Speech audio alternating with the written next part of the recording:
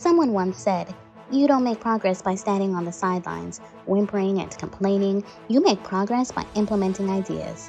And she said it all with a West Indian accent and a prize-fighter resilience. Shirley Anita St. Hill Chisholm was born to immigrant parents on November 30th, 1924 in Brooklyn, New York. But after 5 years of a hectic work life and long schedules away from home, she and her two sisters were sent to Barbados to be cared for on their grandmother's farm. It was there where she first attended school in a one-room schoolhouse, and where Shirley says her grandmother taught her strength, dignity, and love, and that she was somebody.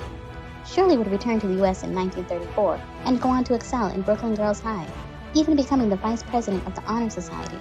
And while scholarships and offers came from Oberlin and Vassar, the family could only afford to send Shirley to Brooklyn College, where she graduated cum laude, earning her Bachelor of Arts along with the many prizes for her debating skills. In college, she became a member of Delta Sigma Theta sorority and the Harriet Tubman Society, where she advocated for inclusion of African American and women's history, and integration of black soldiers during World War II. Soon after, she was married to private investigator Conrad O. Chisholm in 1949, and Mrs. Chisholm would later find work in a teaching role as an assistant at the Friends in Need Children's Nursery. While Shirley was teaching kindergartners by day, she was attending classes at night, earning her master's in childhood education and becoming a consultant to the New York City Division of Daycare. But Shirley didn't stop there. By 1960, she joined the League of Women Voters, the NAACP, and the Urban League, hoping to bring the gender and racial gap to the forefront.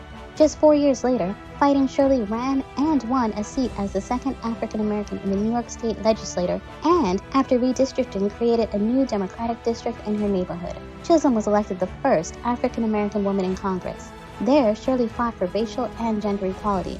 But even then, Shirley knew she could do more. And in 1972, Shirley Chisholm became the first black woman to seek the Democratic Party presidential nomination.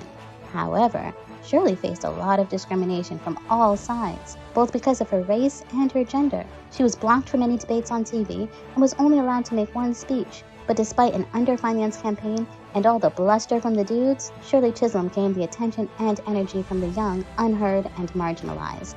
After 15 years in Congress, Chisholm retired and returned to her teaching roots, but still had a hand in politics as a co-founder of the National Political Congress of Black Women. Shirley never stood on the sidelines, but always wanted to be a marker for change. As Miss Chisholm herself so powerfully said, "If they don't give you a seat at the table, bring in a folding chair."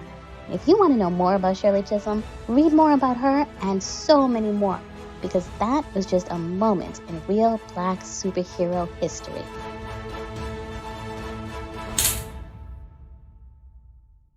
Hey there, friendly readers. If you like what you see, please hit like and subscribe.